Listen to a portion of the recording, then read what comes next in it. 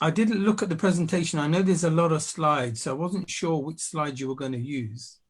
I have cut it down a bit because of time restrictions. So not to worry too much about that. I'll make sure I Okay, stick to. I think we're live now. Yep. So Tina, shall we go? Yep. All good. Right. Thank you everyone for joining us this evening on the LLA webinar series. This particular month, as some of you may be aware, it's the IAM, Islamophobia Awareness Month 2020. The LLA have decided to, in conjunction with other organizations, to do a number of Wednesday and one Saturday webinar on key subjects to sort of give people an update to what's going on in terms of Islamophobia. So we'll kick off today with the causes and cures of Islamophobia, which is with help from an organization called MEND. And the person that's going to help us with that is Mohammed Kolia. Next week, next Wednesday, again at 6 o'clock, we'll have somebody talking from the Islamophobia reporting unit. And then on the 25th of November, we'll have a webinar on Bosnia and Srebrenica. Many people in the Muslim community think that it was as a result of institutional Islamophobia that became the grounds on which a lot of Muslims were killed in the Baltic region back in the 90s. And then hopefully on the 26th, we'll have War and Islamophobia, and our keynote speaker on there, one of the keynote speakers will be Salma Yaqub. So without any more words from me, we will now go on to see the presentation that Owaise Kolia will produce for us. Thank you, Owaise. Thank you very much, Tasib. And thank you all for the opportunity to be able to present to you today. Assalamu alaikum wa rahmatullahi wa barakatuh. May the peace and blessings of Almighty Allah be upon all of you. That is the universal greeting of Islam. Firstly, before I go any further, I just wanted to check with the hosts and the co-hosts that you can see the presentation in front of you. Is it visible? Yes, it's visible. The only issue some people may have is the view. If they change the view to a single person, and then that should be clear. All right, thank you, Owaise. Wonderful, wonderful. Thank you so much. And should anyone have any issues with their presentation, or if you can't see it properly, I'm more than happy for you to stop me at any point. Firstly, before I go any further, Islamophobia, we all know, is on the rise, and it continues to be. But it's very important that Islamophobia is clearly defined. And a lot of the issue comes from the definition of Islamophobia. So I guess, firstly, how would we go ahead and define Islamophobia? Well, in terms of defining Islamophobia, the Center for American Progress splits it into three subsections. Firstly, Islamophobia being an exaggerated, irrational fear, hatred, and hostility towards Islam and Muslims, and it's perpetuated by negative stereotypes, resulting in bias, discrimination, and marginalization of Muslims from civic and social political life.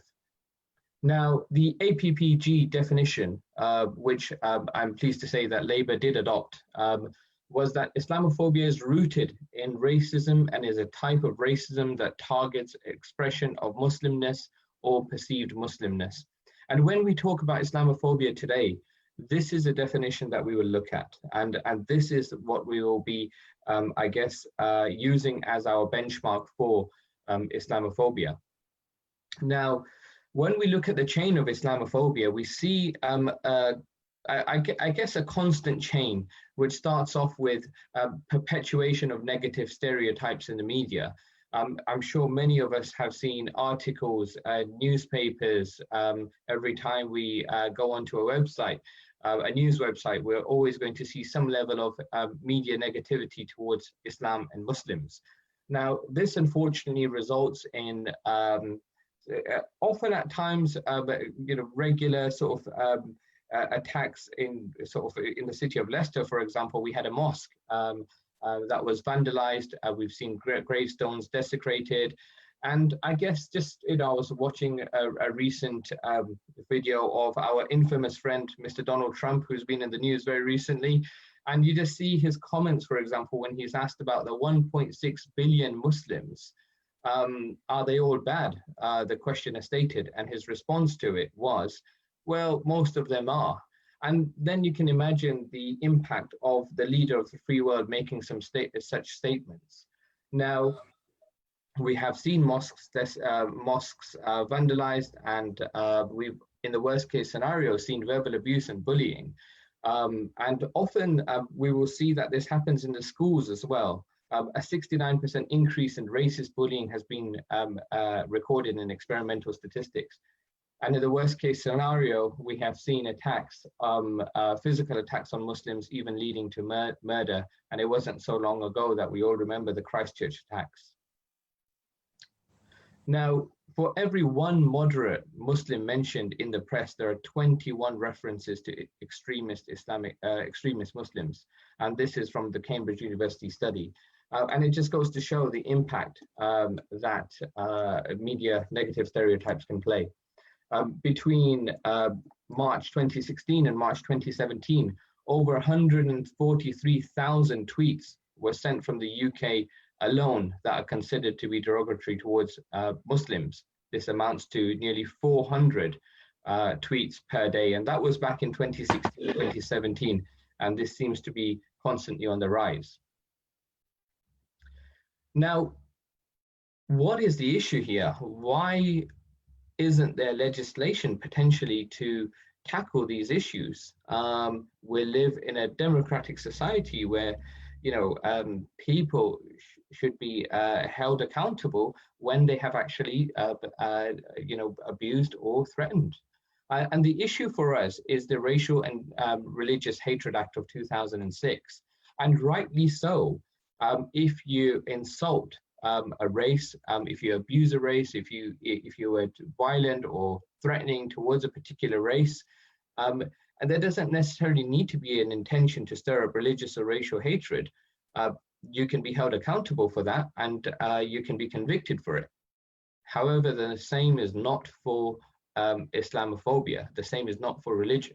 So the difference is that you need to show that there was intent to stir up racial or religious hatred.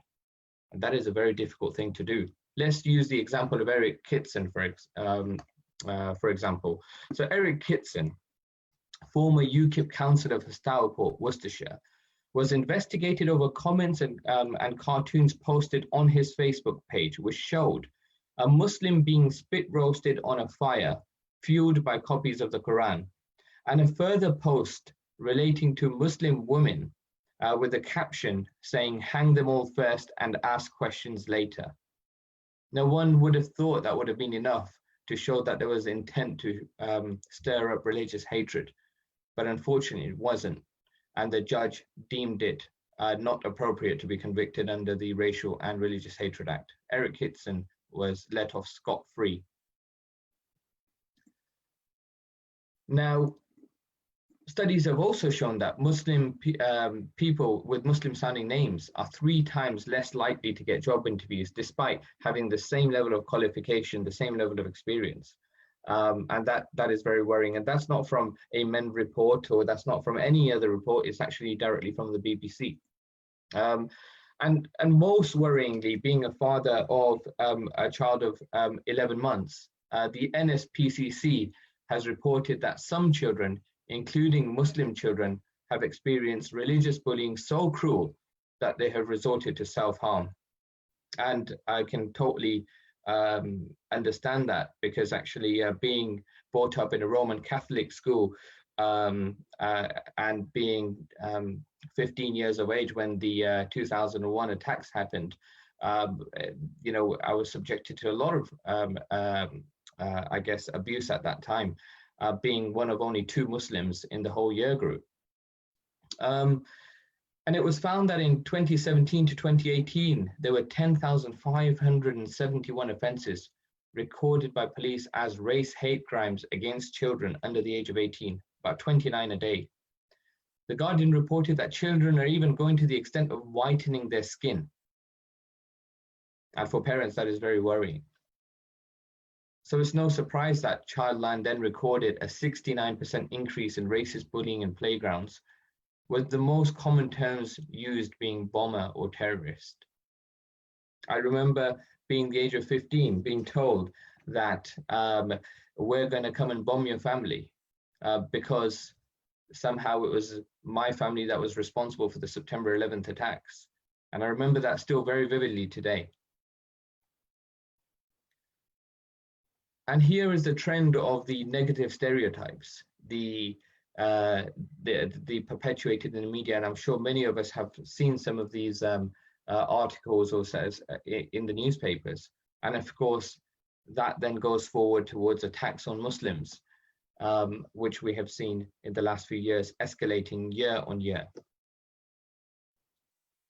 So when we look at recorded Islamophobic hate crimes, in 2015, nationally, there were 4,400 recorded incidents of Islamophobic hate crimes. When we look a year ahead, there was 5,949. And then in 2017, 8,336. Now that's 100% increase on 2 years prior, just to give you guys a bit of an idea. Now, when we look at where I am in the East Midlands, again, we see 212 regional hate crimes in 2015, 2016. That then goes up to 300 in 2016, 2017, and 423 in 2017, 2018. That's again doubled from the 2015 stats, and it continues to increase. And so we know, and we are aware that in the worst case scenario, we've had the Christchurch attacks, and I guess the question would be, what did a 3-year-old Muchad Ibrahim do to deserve such a situation? And I guess the gunman's motives, when we look at the gunman's motives in his 74-page manifesto, he stated white nationalist motivation, and he called it the Great Replacement. And the document shows that he wanted to attack Muslims. He also referenced the idea of white genocide, a term closely associated with the white nationalist movement, and described immigration as an assault on the European people, for example. Okay, so I guess when we look at Islamophobia being a real problem in our society, recent studies have shown that 58% of people agreed with that.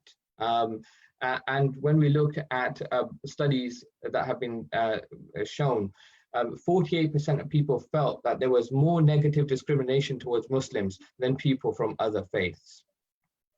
So when we look at, I guess, what we need to do what MEND has in terms of an Islamophobia response unit.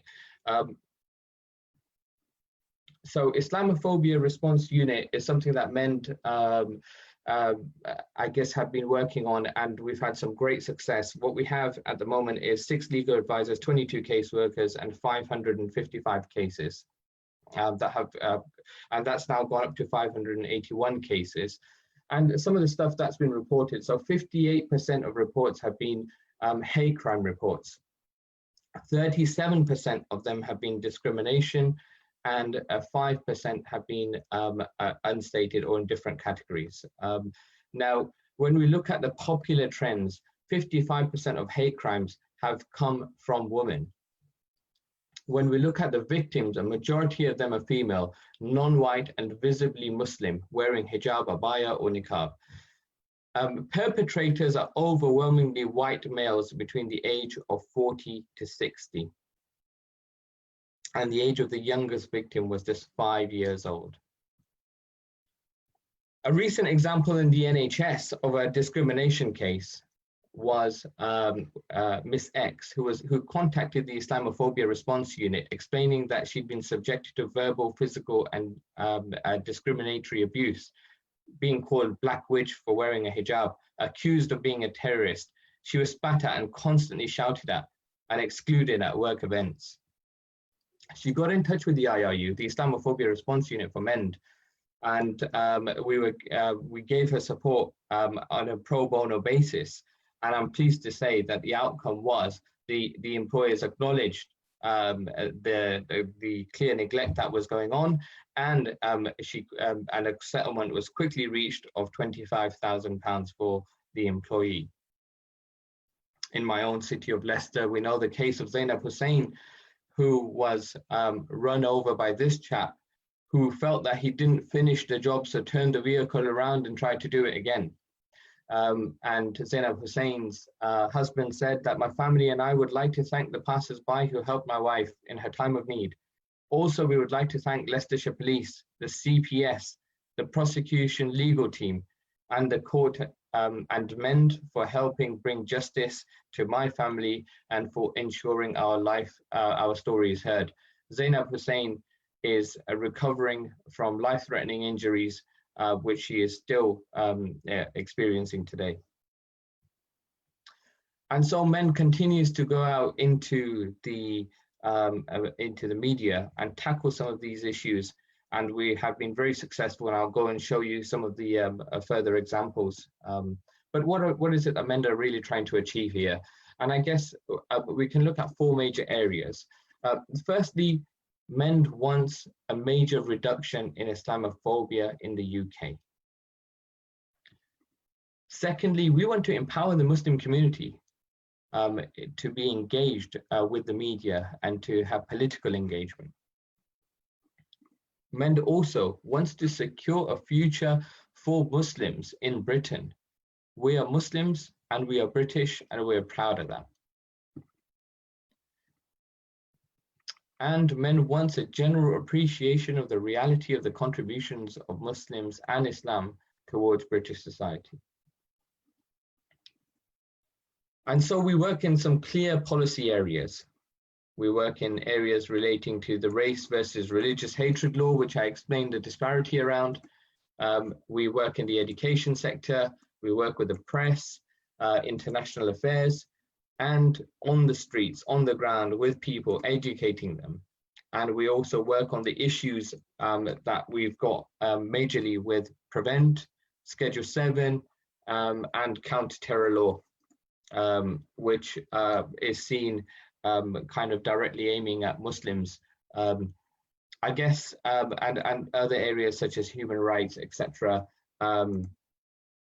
Now, when we look at the awareness programs, so MEND is trying as much as possible to raise an awareness, and we do that through our social media platforms. So we've got Facebook, we've got Twitter, and we've also got the MEND app. And the MEND app, I will go into a bit more detail. So it allows people to report incidences, it gives the latest news, it also provides action alerts, and it provides latest videos, news, and you can also find your local events where you are.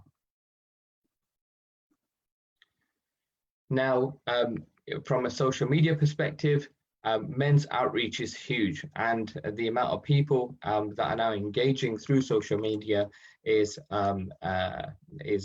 massive. So we know we make small videos, and not just around Islamophobia, but also around the positive contribution. I'm sure many of you have seen the new eco-mosque. Well, it's not new anymore, it's been around for such a long time, but again, that was a MEND video that went out to show the contribution of Muslims in terms of architecture and in terms of sustainable development.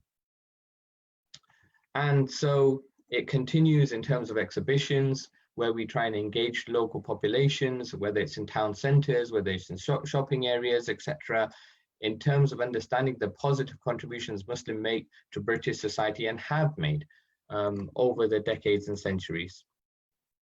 And so this is an example of some of the exhibition material that we have.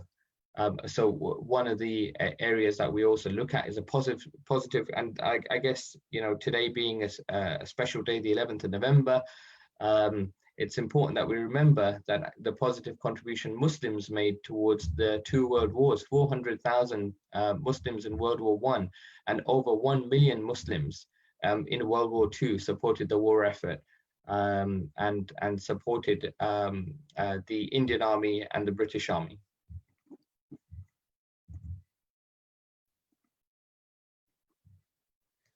And so when it comes to schools, Muslims have had a great history from 1979, when the first institution was opened. Now Muslims have currently 27 state-funded schools.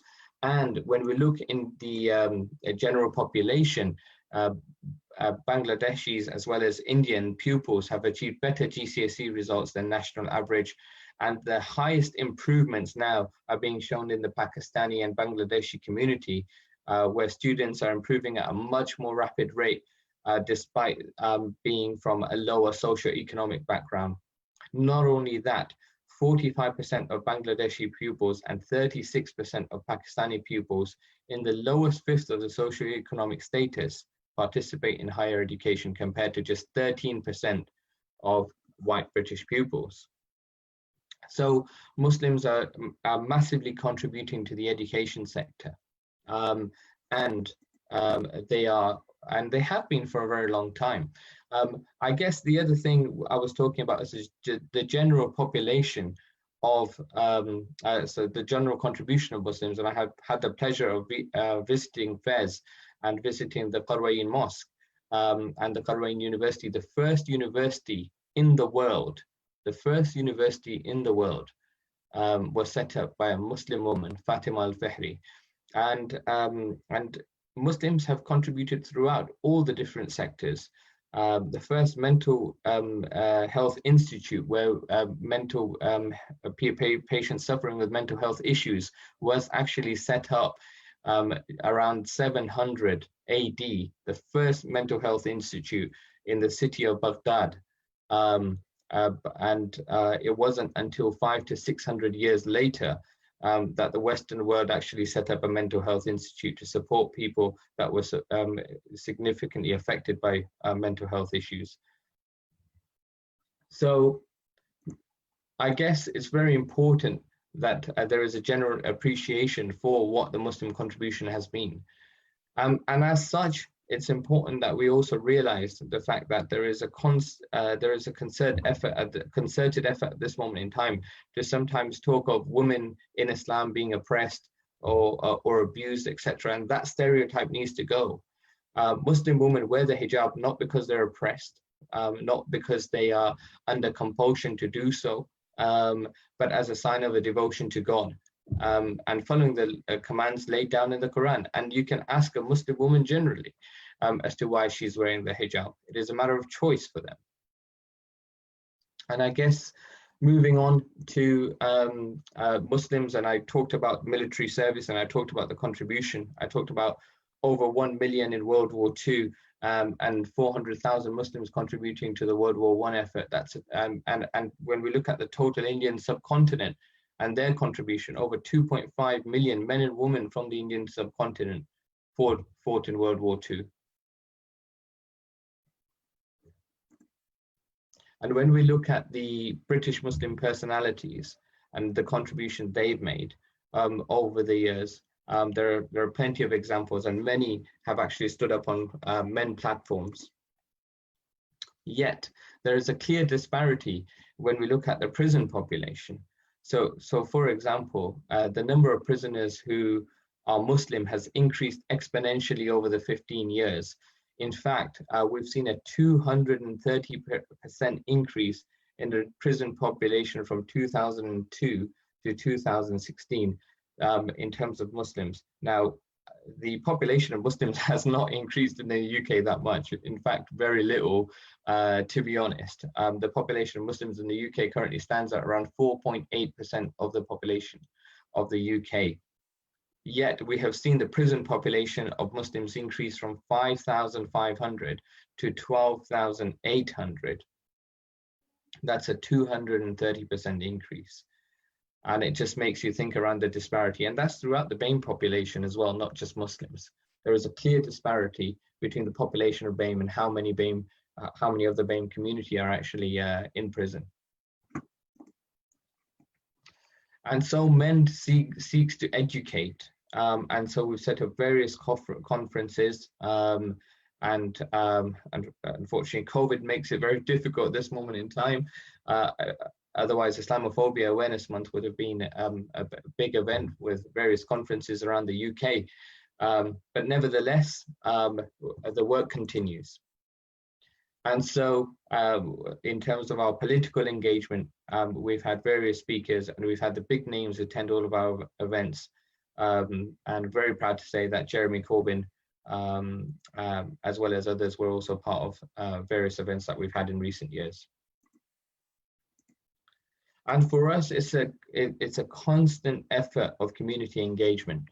And so MEND works across the board in mosques, in women's organizations, in schools, universities, colleges, and professional networks. And we're open and we're wide and we're diversified.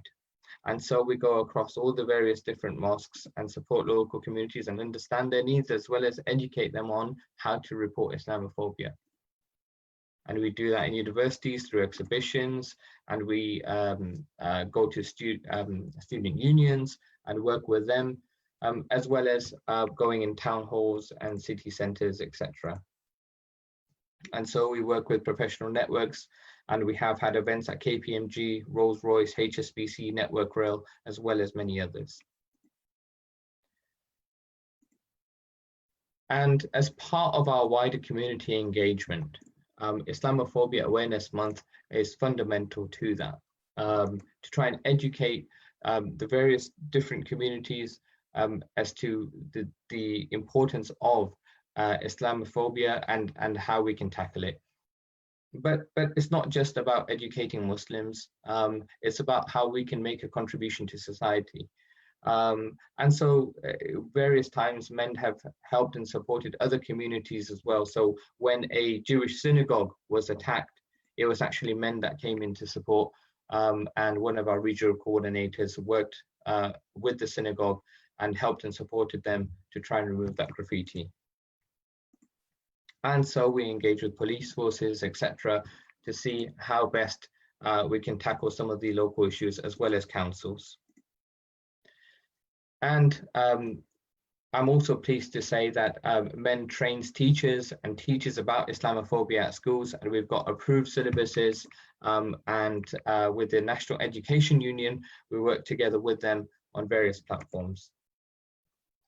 Each year we recognize International Women's Day, and that's very important to us, and we set up various events in order to recognize the positive contribution Muslim women have not only made to the UK, but across the world in various sectors. And so there are plenty of examples of that. And one of the things that MEND is very proud of is get out and vote. And this is where people can log onto a platform that MEND have set up, and they can type in their postcode. And once they type in their postcode, it will give them the candidates in the local area. And then they will be able to see which candidate is in favor of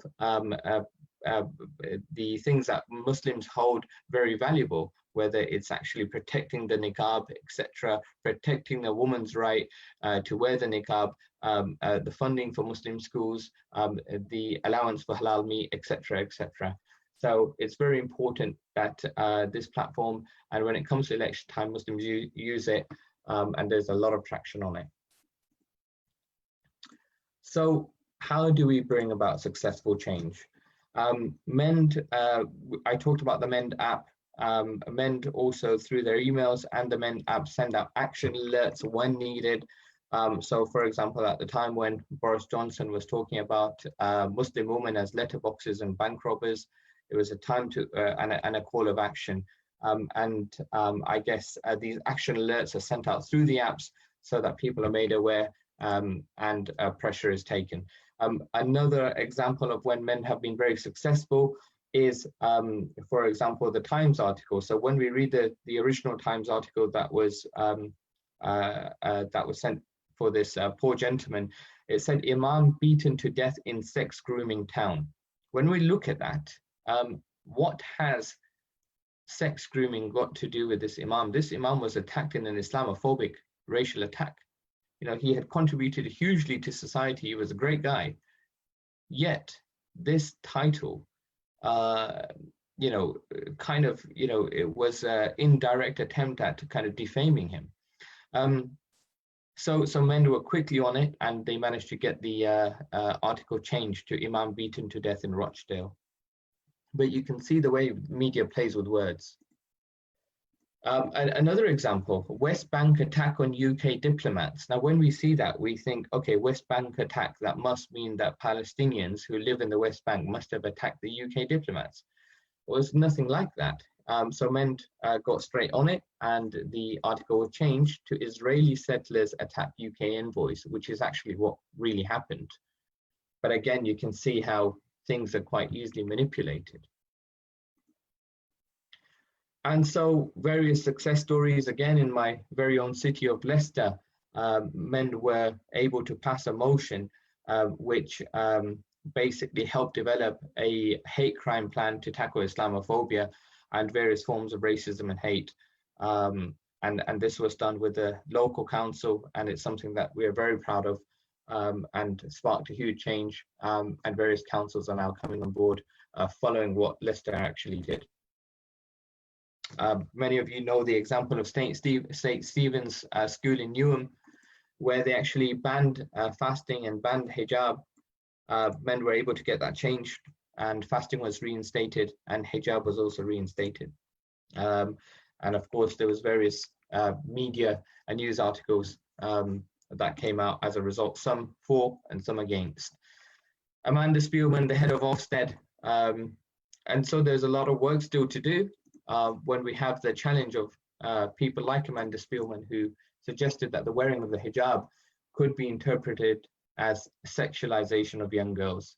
You know, I guess if that is the mentality of someone who's the head of Ofsted, then that shows that there's a lot of work still to do. And I guess when we were looking at the recording of Islamophobia, there is still a big disparity in the various police forces across the UK, with some reporting Islamophobia correctly, and some considering it, and potentially some not recording at all. But we're getting to a stage now where more and more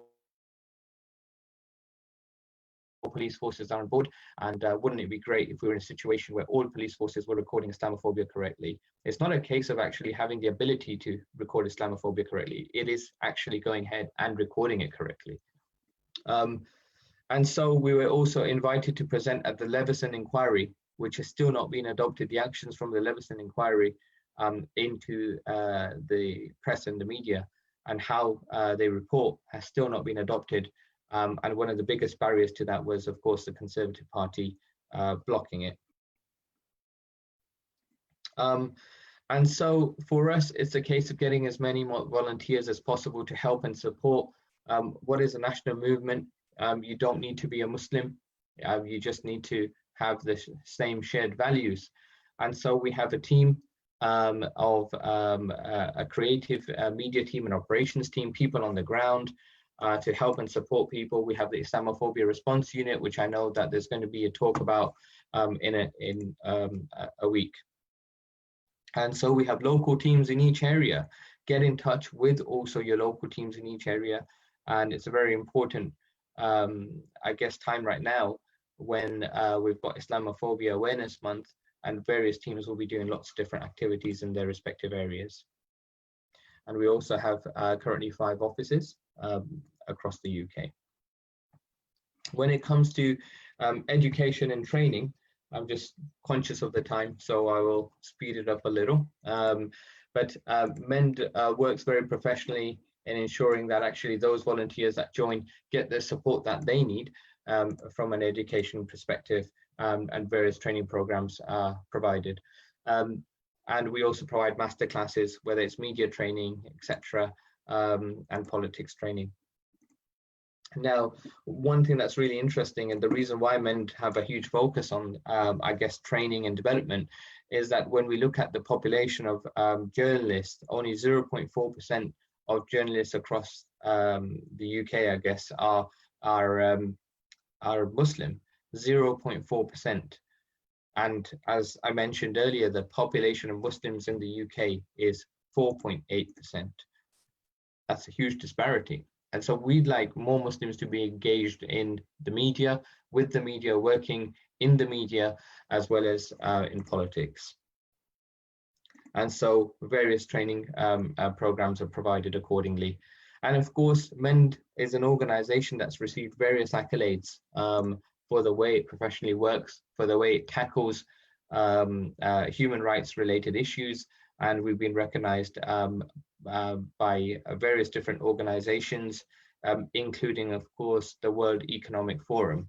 The World Economic Forum, as well as others, stating that MEND's work is an example of best practice in human rights protection and promotion. I guess from my perspective, MEND is an organization that fundamentally at its heart is focused primarily at tackling Islamophobia and at the same time bringing to light the positive contribution to Muslims in the UK. And I'd be grateful if you could all have some level of involvement in MEND and support it in whichever way you can, in whatever capacity you can. So I'd like to thank you all for listening. I'm sorry it was quite a rush. There was a lot of information in there, quite a rushed presentation, but I'm open to questions, and I think we've got a good amount of time now to be able to have a question and answer session. Thank you very much for listening.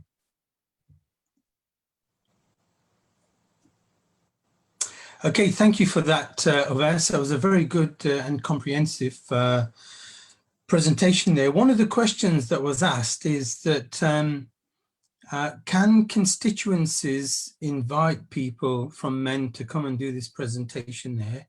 If they can, how do they actually go about doing that? Before you answer that, Owaise, if anybody wants to ask a question, if you indicate through the participations, if you put your thumb up or something, I should be able to see who wants to ask a question, and then I can make you into a panelist, so you can then ask a question. Okay, Owaise, do you want to fire away? Yes, absolutely. So you can indeed contact MEND directly. So you can go to the MEND website, and literally, if you just Google MEND, it's the first thing that comes up. So mend.org.uk. You can contact us through there. We would be delighted to help and support your constituencies, and would be more than happy to present in the way sort of well, just like we've done today. So more than happy to help and support. We've got working groups in each area. So if you want to, I guess, contact the working groups directly, you can also do that, or you can do it through the MEND website. Okay. We will be sending out an email. The next newsletter will contain links to MEND and the IRU, hopefully, and some other links as well about the Islamophobia Awareness Month. At the moment, nobody's asking any questions. So, Owaise, what I wanted to ask you is that it's interesting how the perpetrators of Islamophobia are between the ages of 40 and 60. I'm finding it very shocking. I thought it would have been a lot younger than that. Yeah. So it's interesting, but I think what the recent elections in the US and even here have shown us is that there was a hidden, I guess, best way to express it, perhaps a hidden extremism within people that we weren't fully aware of, and perhaps you know, people like Donald Trump, who have given these people a voice, have kind of brought these things to light a lot more, which is quite worrying. So perhaps, you know, for us, you know, we were perhaps in a safe house thinking that actually, you know, maybe there isn't that much. And recent events have shown that actually it is embedded within various areas of society, and there's a lot more work that we need to do. So I was of the same view as you, that maybe there was a slightly younger population, etc. But actually recent events have shown us that it's far bigger, and the voices of these extremists is far greater than we ever thought it was. Thank you. I think Tina wants to ask a question. Tina? Yep. Hiya. Yes, thank you for that presentation. It was quite interesting. I'm slightly puzzled that you, but I guess, I mean, from your charity points of view, you fight the causes rather than you fight the symptoms of Islamophobia rather than perhaps the causes. But that is an interesting question as well, though, isn't it? Where does it come from, Islamophobia or racism in a wider sense? I have a young daughter, and I can tell you, racism. They're not racist. Children are not racist. It is they're made racist. They're made to. I mean, they recognize people have different colors, but to believe that one color is better or worse than the other, that is something that only happens very late and is artificial and becomes socialized. So. I mean, I'm sure there's a number of reasons for Islamophobia and the increase, but I would have thought it does have a lot to do with military adventures in the Middle East and the situation in Palestine, Israel, where where people are fighting back against military interventions, etc. In Israel, Palestine, obviously, there's a whole other context. I have my ideas about this. I'm just wondering what your ideas are on that issue. Second question or point, not related at all, is when you were talking about Muslim schools. Can you tell us a bit how much of the how many of Muslim children go to strictly Muslim schools, and how many are sort of integrated into British, well, I don't know how you say it, non-religious schools? How many don't go to normal state schools? And do you think, how to put this? I mean, as a socialist, I'm very much in favor of not dividing ourselves up and, having a united working class, etc. Is Muslims, I mean, if Muslim communities send their children to Muslim schools, will that make a situation potentially more difficult? Whereas if children were growing up together in the same schools, etc., would they not perhaps, integrate more with each other and, find it more difficult to have a racist attitude towards your schoolmate, if you're with them in school, etc. But secular is the word, correct. Secular education, non-religious education. I'm very much in favor of secular education. Also, I'm not in favor of the Church of England running any schools or the Catholic Church, etc. But your views on those matters would interest me. Thank you. Sure. So Tina, going to your first point about the military escapades, etc. I guess from my perspective, the way we challenge these issues, and you're right that you're not born racist. It's something that's taught over a period of time. So from our perspective, that starts with the schools and training in the schools, and MEND works very closely with the National Education Union and other organizations to develop syllabuses to help, I guess, raise an awareness of racism and of Islamophobia. So that's something that we're very proud of, and we think that if we can tackle it in the schools, then we can change the mindset. So that's our way of actually tackling, I guess, the causes and perhaps the symptoms as well. That actually what we want to do is we want to educate people so that when they do go back home and they do have someone that's potentially racist in the family, that they challenge their views and say, no, actually, that's not the case.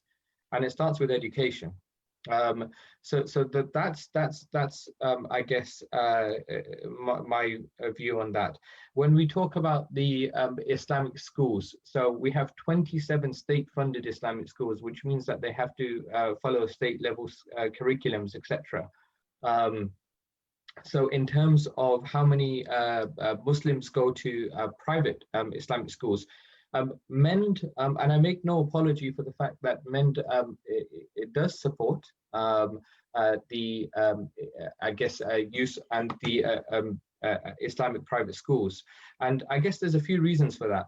One thing we need to understand when we're comparing it to the church that you mentioned is I guess from a secular perspective, Islam and Muslims have a lot more in common with I guess the founders of secularism, people like John Locke, and then thereafter John Rawls, than the early Christian church did. And so we have very similar values. So when we, I guess, talk about secularism and the ability of freedom of expression, this is something that was enshrined in what we call the Treaty of Medina by the Prophet Muhammad very early on. So when we look at early Islamic history, we haven't had the need for the reform that you would perhaps want or to see in the Christian church. We have been, I guess, having a freedom of choice and a freedom of expression from the start. So Islamic schools aren't as restrictive, and they don't teach as restrictive as syllabuses as you would expect perhaps in a Church of England school, so to speak. And that's the reality of the situation, because we have very similar values to that of potentially John Locke, much early on, the founder of secularism. Okay, Owaise, thank you for that. If I could ask then there is a question somebody has asked, which is, does the Mayor of London, Sadiq Khan, is he supporting MEND in any way, shape or form? I believe he has appeared on a MEND platform before. I don't know whether he's a kind of a regular person that would kind of regular speaks about MEND, but I am sure he's appeared on a MEND platform before. Yeah. Okay, thank you for that. Tasib, there's also a question in the chat here, if there's been an increase over lockdown of Islamophobia. Okay, I'm actually going through the Q&A questions first. Oh, okay. Yeah, there's another question here by Diane Israelis. Given that a majority of Palestinians are Muslim, and there is a Palestinian community in the UK, can you comment on that? Given that there is actually, let me read the whole thing to you, because then it'll make sense. Thanks for the presentation. The abuse suffered by Muslims is quite an eye-opener for me. That's for Diane saying that. In common with many of us on the left, I'm deeply disturbed by the way the Israeli government abuses Palestinians, but Zionists are equating criticism of Israel's actions with anti-Semitism. Given that a majority of Palestinians are Muslim, and there is a Palestinian community in the UK, can you comment on that? That equating Zionism with anti-Semitism. I think this is a big problem, isn't it, in today's society, and it's the issue of definitions. I totally concur with the sentiments of I think, was it Diane? Was it Diane that mentioned it? Was it? Yeah. Yes, yes, it was Diane.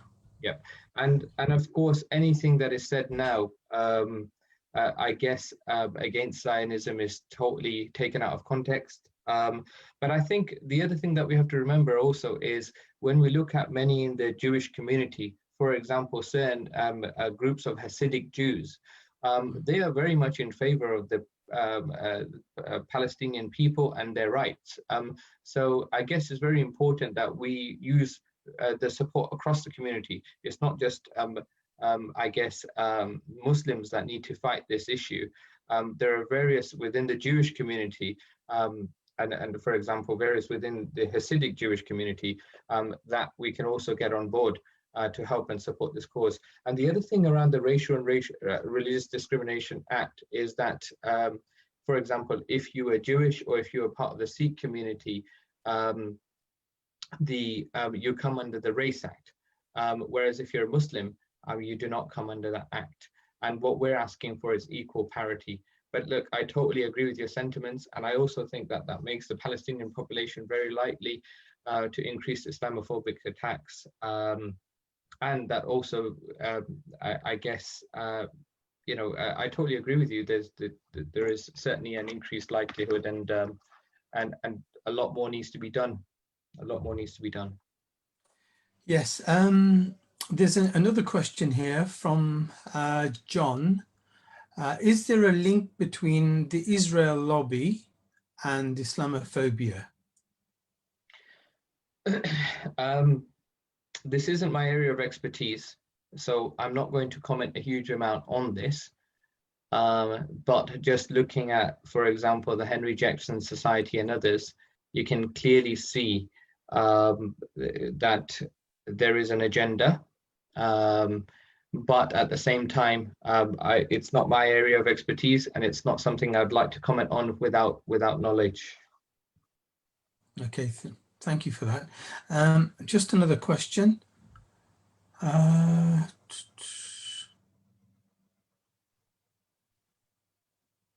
Since the lockdown, this is a question from Faizan Yousafzai.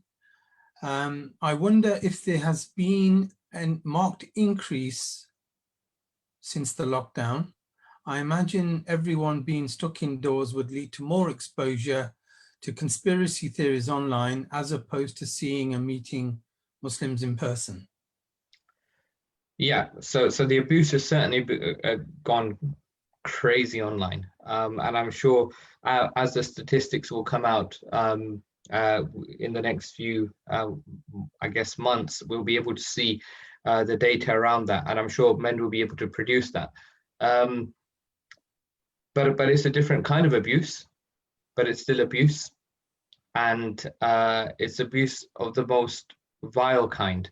But I guess from our perspective, whether it's online or whether it's you know, out on the streets, it's still abuse, and the data will be coming out. But from my perspective, it certainly has not abated at all, and it's certainly on the increase, and it continues to increase. And I don't think the lockdown stops any of these people.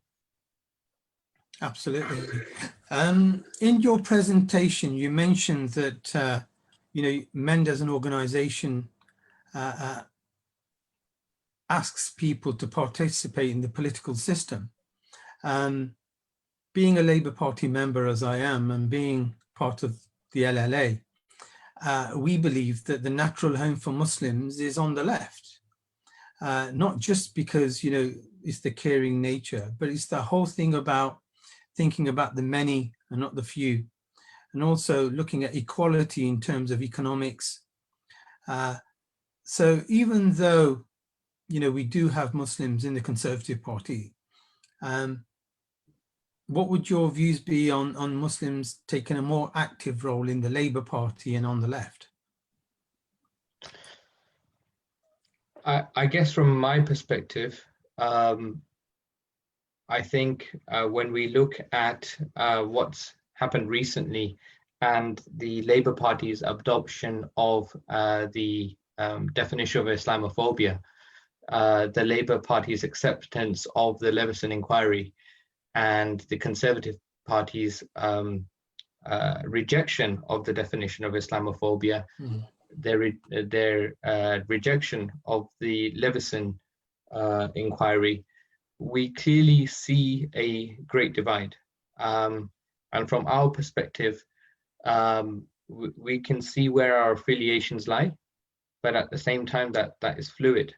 But I totally agree with you that at this moment in time, the reality is MEND are here to help and support those that we have common and shared values with. And right now, we can only see that, I guess, you know, in the Labour Party.